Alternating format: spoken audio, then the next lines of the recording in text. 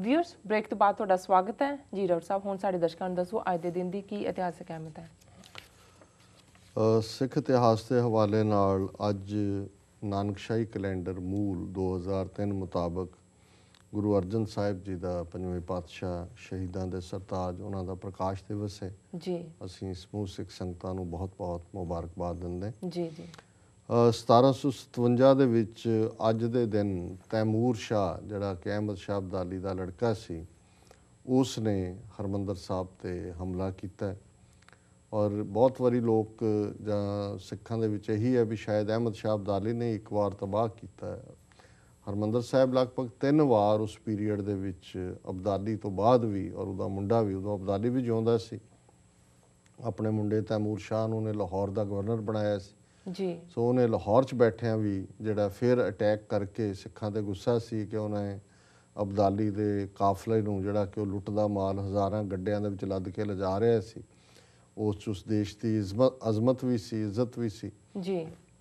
ਉਹਨਾਂ ਨੂੰ ਪਟਿਆਲੇ ਤੋਂ ਲੈ ਕੇ ਤੇ ਦਰਿਆ ਝਨਾਹ ਤੱਕ ਅਖੀਰ ਤੱਕ ਉਹਦੇ 'ਤੇ ਛਾਪੇ ਮਾਰ ਕੇ ਉਹਨਾਂ ਦਾ ਲੁੱਟ ਦਾ ਜਿਹੜਾ ਮਾਲ ਹੈ ਉਹ ਵੀ ਭਾਰ ਹੌਲਾ ਕਰਦੇ ਰਹੇ ਔਰ ਉਹਨਾਂ ਬੀਬੀਆਂ ਨੂੰ ਛੁਡਾ ਕੇ ਵੀ ਘਰੋਂ ਘਰੀ ਪਹੁੰਚਾਉਂਦੇ ਰਹੇ ਜੀ। ਸੋ ਗੁੱਸਾ ਖਾ ਕੇ ਫਿਰ ਤੈਮੂਰ ਨੇ ਜਿਹੜਾ ਹੈ ਹਰਮੰਦਰ ਸਾਹਿਬ 'ਤੇ ਅਟੈਕ ਕੀਤਾ ਉਸ ਨੂੰ ਬਿਲਕੁਲ ਪੱਧਰਾ ਕਰ ਦਿੱਤਾ ਹੈ ਢਾਹ ਦਿੱਤਾ ਹੈ ਅਕਾਲ ਤਖਤ ਨੂੰ ਢਾਹ ਦਿੱਤਾ ਹੈ ਸਿੱਖਾਂ ਨੇ ਫੇਰ ਬਣਾਇਆ ਪਰ ਇਹ 1757 ਦਾ ਜ਼ਿਕਰ ਹੈ 2013 ਦੇ ਵਿੱਚ ਪਾਕਿਸਤਾਨ ਦੀ ਜੇਲ੍ਹ ਦੇ ਵਿੱਚ ਸਰਬਜੀਤ ਸਿੰਘ ਨਾਂ ਦਾ ਇੱਕ ਇੰਡੀਅਨ ਇੰਟੈਲੀਜੈਂਸ ਆਪਰੇਟਿਵ ਰਾਹ ਦਾ ਬੰਦਾ ਜਿਹਨੇ ਕਿ ਪਾਕਿਸਤਾਨ 'ਚ ਬੰਬ ਬਲਾਸਟ ਕੀਤੇ ਸੀ ਉੱਥੇ ਉਹ ਸਜ਼ਾ ਯਾਫਤਾ ਸੀ ਫਾਂਸੀ ਦੀ ਸਜ਼ਾ ਸੀ ਲੰਮੇ ਸਮੇਂ ਤੋਂ ਬੀਲਾਂ ਪੂਲਾਂ ਚੱਲ ਰਹੀਆਂ ਸੀ ਜੀ ਤੇ ਲਾਹੌਰ ਦੀ ਜੇਲ੍ਹ 'ਚ ਕੈਦੀਆਂ ਨੇ ਕੁੱਟ ਕੇ ਕਿਤੇ ਮਾਰ ਮੁੜ ਦਿੱਤਾ ਸੋ ਉਹਨੂੰ ਉਦੋਂ ਤੱਕ ਤਾਂ ਇੰਡੀਅਨ ਗਵਰਨਮੈਂਟ ਇਹ ਡਿਨਾਈ ਕਰਦੀ ਸੀ ਜਿਹਦੇ ਨਾਲ ਕੋਈ ਸੰਬੰਧ ਹੀ ਨਹੀਂ ਤਾਂ ਬੇਗੁਨਾਹ ਹੈ ਇਹ ਤਾਂ ਸ਼ਰਾਬ ਪੀ ਕੇ ਬਾਰਡਰ ਟੱਪ ਗਿਆ ਪਰ ਜਿਉਂ ਹੀ ਉਹ ਮਰਿਆ ਉਹਨੂੰ ਕੌਮੀ ਹੀਰੋ ਐਲਾਨ ਦਿੱਤਾ ਬਾਦਲ ਨੇ ਪੰਜਾਬ ਅਸੈਂਬਲੀ 'ਚ ਮਤਾ ਰੱਖਿਆ ਟੱਬਰ ਨੂੰ ਕਰੋੜ ਰੁਪਈਆ ਦਿੱਤਾ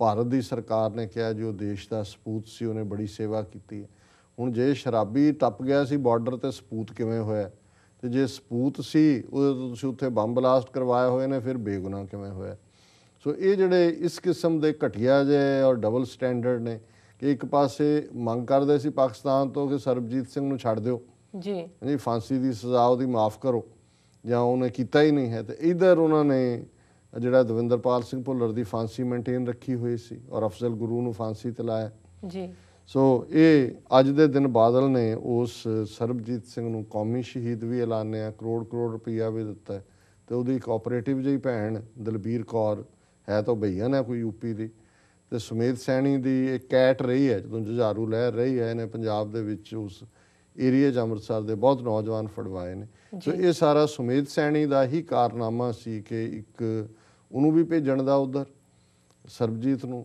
ਔਰ ਇਹਨੂੰ ਪੂਰਾ ਹੀਰੋ ਬਣਾ ਕੇ ਪੇਸ਼ ਕਰਨ ਦਾ ਔਰ ਇਹ ਜਿਹੜਾ ਇਸ ਦਲਬੀਰ ਕੌਰ ਨੂੰ ਇਵੇਂ ਬਣਾਇਆ ਹੋਇਆ ਸੀ ਜਿਵੇਂ ਕੋਈ ਕੁਈਨ ਐਲਿਜ਼ਾਬੈਥ ਹੋਏ ਹਰ ਚੌਥੇ ਦਿਨ ਕਿਤੇ ਨਾ ਕਿਤੇ ਉਹਦੇ ਇੰਟਰਵਿਊ ਛਪਵਾਉਣੇ ਔਰ ਕੋਈ ਨਾ ਕੋਈ ਡਰਾਮੇਬਾਜ਼ੀਆਂ ਜੀ ਵਰਲਡ ਹਿਸਟਰੀ ਦੇ ਹਵਾਲੇ ਨਾਲ 1776 ਦੇ ਵਿੱਚ ਫਰਾਂਸ ਤੇ ਸਪੇਨ ਇਹਨਾਂ ਦੋ ਦੇਸ਼ਾਂ ਨੇ ਸਹਿਮਤੀ ਦੱਸੀ ਪ੍ਰਗਟਾਈ ਕਿ ਉਹ ਅਮਰੀਕਾ ਦੇ ਵਿੱਚ ਜਿਹੜੇ ਅਮਰੀਕਨ ਰਿਬੈਲ ਬ੍ਰਿਟਿਸ਼ ਸਰਕਾਰ ਦੇ ਖਿਲਾਫ ਲੜ ਰਹੇ ਸੀ ਵੀ ਅਸੀਂ ਉਹਨਾਂ ਨੂੰ ਹਥਿਆਰ ਦੇਵਾਂਗੇ ਜੀ ਵੈਸੇ ਕਈ ਵਾਰ ਮੈਂ ਦੇਖਦਾ ਕਿ ਦੁਨੀਆ ਕਿੰਨੀ ਅਜੀਬ ਹੈ ਨੀਤੀਆਂ ਦੇ ਹਵਾਲੇ ਨਾਲ ਅੱਜ ਇਹੀ ਅਮਰੀਕਾ ਇਹਨਾਂ ਨੇ ਇਸ ਕਿਸਮ ਦੇ ਲਾਅ ਬਣਾਏ ਨੇ ਕਿ ਕਿਤੇ ਹਥਿਆਰਬੰਦ ਸੰਘਰਸ਼ ਉਹਦੇ 'ਤੇ ਤੁਸੀਂ ਜੇ ਫੋਨ ਕਾਲ ਵੀ ਕਰਦੇ ਹੋ ਕਿਸੇ ਦੇ ਪਰਿਵਾਰ ਦੀ ਮਦਦ ਵੀ ਕਰਦੇ ਹੋ ਤਾਂ ਹੁੰਦਾ ਕਿ ਜੀ ਇਹ ਟੈਰਰਿਜ਼ਮ ਹੈ ਇਹ ਤੁਸੀਂ ਉਹਨਾਂ ਦੇ ਟੱਬਰਾਂ ਨੂੰ ਮਦਦ ਵੀ ਕਰਦੇ ਹੋ ਇਹ ਟੈਰਰਿਜ਼ਮ ਹੈ ਇਹ ਮਨੀ ਤੁਸੀਂ ਦੇ ਰਹੇ ਹੋ ਪਰ ਅਮਰੀਕਾ ਦੀ ਆਪਣੀ ਆਜ਼ਾਦੀ ਜਿਹੜੀ ਹੈ ਇਹਨਾਂ ਨੇ ਕੋਈ ਚਰਖਾ ਚਲਾ ਕੇ ਤਾਂ ਨਹੀਂ ਸੀ ਲਈ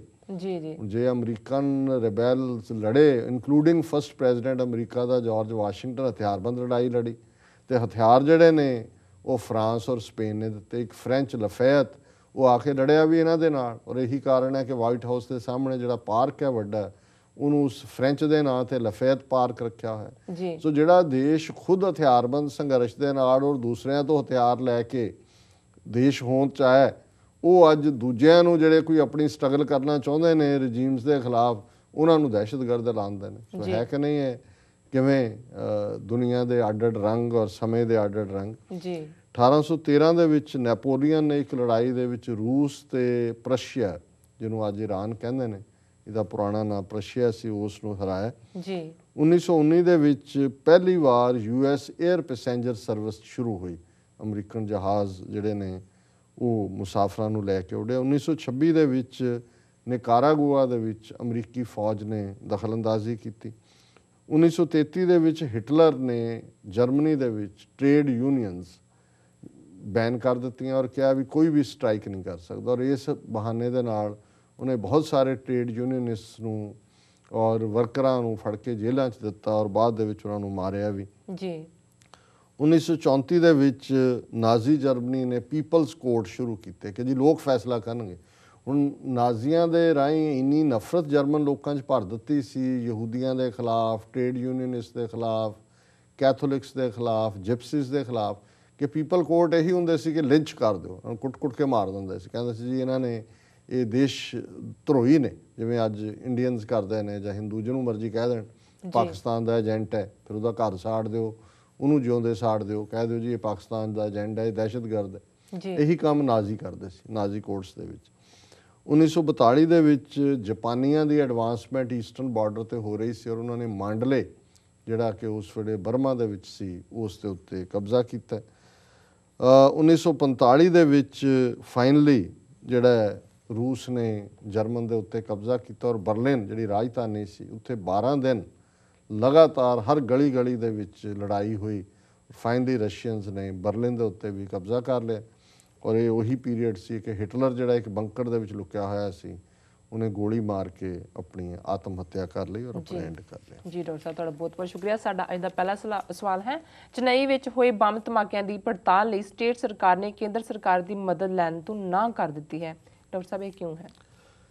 ਦੇਖੋ, ਸਭ ਤੋਂ ਪਹਿਲਾਂ ਤਾਂ ਇਹ ਚੇਨਈ ਜਿਹਦਾ ਪੁਰਾਣਾ ਨਾਮ ਮਦਰਾਸ ਸੀ, ਉਸ ਦੇ ਸੈਂਟਰਲ ਰੇਲਵੇ ਸਟੇਸ਼ਨ 'ਤੇ ਪਿਛਲੇ ਦਿਨੀ ਬੰਬ ਬਲਾਸਟ ਹੋਇਆ, ਜਿਹਦੇ 'ਚ ਇੱਕ ਜਿਹੜਾ ਹੈ ਉਹ ਮੌਤ ਹੋਈ, 12-13 ਜ਼ਖਮੀ ਹੋਏ।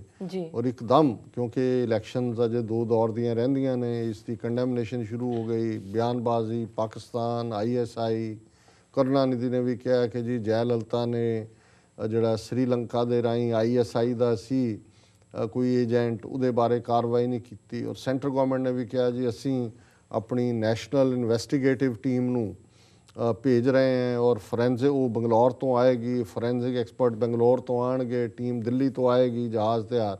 ਔਰ ਮੈਂ ਸਮਝਦਾ ਹਾਂ ਵੀ ਪਾਵਰ ਬਹੁਤ ਵਾਰੀ ਇਹ ਸਾਡੇ ਪੰਜਾਬੀ 'ਚ ਕਹਿੰਦੇ ਸੀ ਜੀ ਜਿਹੜੀ ਤਾਕਤ ਆ ਉਹ ਕੁਰਸੀ 'ਚ ਨਹੀਂ ਹੁੰਦੀ, ਬੰਦੇ 'ਚ ਹੁੰਦੀ ਹੈ ਜੀ, ਕਿ ਕਿਹੜਾ ਬੰਦਾ ਕੁਰਸੀ ਤੇ ਬੈਠਾ। ਔਰ ਗੱਲ ਗਲਤ ਨਹੀਂ ਹੈ। ਹੁਣ ਮਨਮੋਹਨ ਸਿੰਘ 10 ਸਾਲ ਪ੍ਰਧਾਨ ਮੰਤਰੀ ਦੀ ਕੁਰਸੀ ਤੇ ਬੈਠਾ, ਪਾਵਰ ਤਾਂ ਪ੍ਰਧਾਨ ਮੰਤਰੀ ਕੋਲ ਸੀ, ਲੇਕਿਨ ਉਹ ਮਿੱਟੀ ਦਾ ਮਾਧੋ ਹੱਥ ਜੋੜ ਕੇ ਬੈਠਾ ਰਿਹਾ, ਉਹ ਤੋਂ ਇੰਨਾ ਵੀ ਨਹੀਂ ਸਰਿਆ। ਮੈਂ ਕੱਲ੍ਹ ਵੀ ਮੇਰੀ ਇੱਕ ਪ੍ਰੋਗਰਾਮ 'ਚ ਡਿਸਕਸ਼ਨ ਹੋ ਰਹੀ ਸੀ, ਮੈਂ ਕਿਹਾ ਬਾਕੀ ਗੱਲ ਤਾਂ ਛੱਡੋ, ਪੰਜਾਬ ਲਈ ਕੀ ਕਰਨਾ ਸੀ, ਦੂਜਾ ਕੀ ਕਰਨਾ ਸੀ ਜੀ। ਫਰਾਂਸ ਦੇ ਵਿੱਚ ਸਕੂਲੀ ਬੱਚਿਆਂ ਨੂੰ ਦਸਤਾਰ ਜਾਂ ਪਟਕੇ ਸਜਾ ਕੇ ਜਾਣ ਦੇ ਉੱਤੇ ਜਿਹੜੀ ਉਹਨਾਂ ਦੇ ਕਾਨੂੰਨ ਨੇ ਰੋਕ ਪਾਈ ਹੋਈ ਹੈ, ਇਹ ਮਿੱਟੀ ਦਾ ਮਾਧੋ ਜਿਹਦੇ ਆਪਣੇ ਸਿਰ ਤੇ ਪੱਗ ਹੈ, ਇਹ 10 ਸਾਲਾਂ ਦੇ ਵਿੱਚ ਉਹ ਬੈਨ ਵੀ ਨਹੀਂ ਤੁੜਵਾ ਸਕਿਆ ਜੀ। ਔਰ ਫਰਾਂਸ ਦੇ ਨਾਲ ਸਮਝੌਤੇ ਕੀਤੇ ਨੇ, ਉਹਨਾਂ ਤੋਂ ਨਿਊਕਲੀਅਰ ਰਿਐਕਟਰ ਲੈ ਰਹੇ ਨੇ, ਉਹਨਾਂ ਤੋਂ ਹਥਿਆਰ ਖਰੀਦ ਰਹੇ ਨੇ ਜੀ। ਹੁਣ ਇਹ ਜੈ ਲਲਿਤਾ ਹੋਏ, ਮਮਤਾ ਬੈਨਰਜੀ ਹੋਏ, ਮਾਇਆਵਤੀ ਹੋਏ, ਤਿੰਨੋਂ ਮਾਈਆਂ ਮੈਨੂੰ ਬਹੁਤ ਪਸੰਦ ਨੇ ਜੀ। ਇਸ ਲਈ ਹਾਲਾਂ ਮਾਇਆਵਤੀ ਤੇ ਕਰਪਸ਼ਨ ਦਾ ਚਾਰਜ ਲੱਗਦਾ ਹੈ, ਮਮਤਾ ਬੈਨਰਜੀ ਵੀ ਐਰੋਗੈਂਟ ਹੈ, ਕਈ ਵਾਰ ਧੱਕਾ ਵੀ ਕਰਦੀ ਹੈ ਜੀ। ਜੈ ਲਲਿਤਾ ਵੀ ਸ਼ੌਕੀਨ ਕਿਸਮ ਦੀ ਐਕਟਰੈਸ ਰਹੀ ਹੈ, ਉਹਦੇ ਤੇ ਵੀ ਕਰਪਸ਼ਨ ਦੇ ਚਾਰਜ ਲੱਗਦੇ ਨੇ ਜੀ। ਪਰ ਮੈਂ ਸਮਝਦਾ ਵੀ ਇਹ ਤਿੰਨੋਂ ਹੀ ਸੂਬਿਆਂ ਦੇ ਮੁੱਖ ਮੰਤਰੀ ਨੇ, ਪਰ ਇਹਨਾਂ ਨੇ ਆਪਣੀ ਪਾਵਰ, ਚੀਫ ਮਿਨਿਸਟਰ ਕੋਲ ਕੀ ਪਾਵਰਸ ਹੁੰਦੀਆਂ ਨੇ ਔਰ ਉਹਨਾਂ ਨੂੰ ਵੀਲਡ ਕਿਵੇਂ ਕੀਤਾ ਜਾ ਸਕਦਾ ਹੈ, ਇਹ ਸ਼ੋਅ ਕੀਤੀਆਂ ਨੇ। ਮਾਇਆਵਤੀ ਨੇ ਨੱਕ 'ਚ ਦਮ ਕੀਤਾ ਹੋਇਆ ਸੀ ਜਦੋਂ ਉਹ ਚੀਫ ਮਿਨਿਸਟਰ ਰਹੀ ਹੈ ਕਿ ਸੋਨੀਆ ਗਾਂਧੀ ਆ ਕੇ ਮਰਜ਼ੀ ਤੋਂ ਬਿਨਾਂ ਰੈਲੀ ਨਹੀਂ ਸੀ ਕਰ ਸਕਦੀ, ਔਰ ਉਹਨੇ ਦੱਸਿਆ ਵੀ ਪਾਵਰ ਕੀ ਹੈ। ਮਮਤਾ ਬੈਨਰਜੀ ਨੇ, ਮਨਮੋਹਨ ਸਿੰਘ ਨੇ ਸਮਝੌਤਾ ਕਰ ਲਿਆ ਬੰਗਲਾਦੇਸ਼ ਨਾਲ ਕਿ ਜੀ ਆ ਦਰਿਆ ਜਿਹੜਾ ਉਹਨਾਂ ਦਾ ਗੰਗਾ ਹੀ ਜਾਂਦੀ ਆ, ਉੱਥੇ ਕੋਈ ਹੋਰ ਨਾਮ ਬਣ ਜਾਂਦਾ ਜਾ ਕੇ ਜੀ। ਲੇਕਿਨ ਔਰ ਉਸ ਡੈਲੀਗੇਸ਼ਨ ਦੇ ਵਿੱਚ ਮਮਤਾ ਬੈਨਰਜੀ ਨੇ ਜਾਣਾ ਸੀ, ਫਾਈਨ, ਉਹਨੇ ਕਿਹਾ ਨੋ, ਇਹ ਸਾਡੇ ਬੰਗਾਲੀਆਂ ਦਾ ਹੱਕ ਹੈ, ਵੈਸਟ ਬੰਗਾਲ ਦਾ, ਇਹ ਦਰਿਆ ਸਾਡੇ ਚੋਂ ਲੰਘ ਕੇ ਜਾਂਦਾ ਹੈ, ਤੁਸੀਂ ਸਾਡੀ ਮਰਜ਼ੀ ਬਿਨਾਂ ਇੰਟਰਨੈਸ਼ਨਲ ਕਿੱਦਾਂ ਸਮਝੌਤਾ ਕਰ।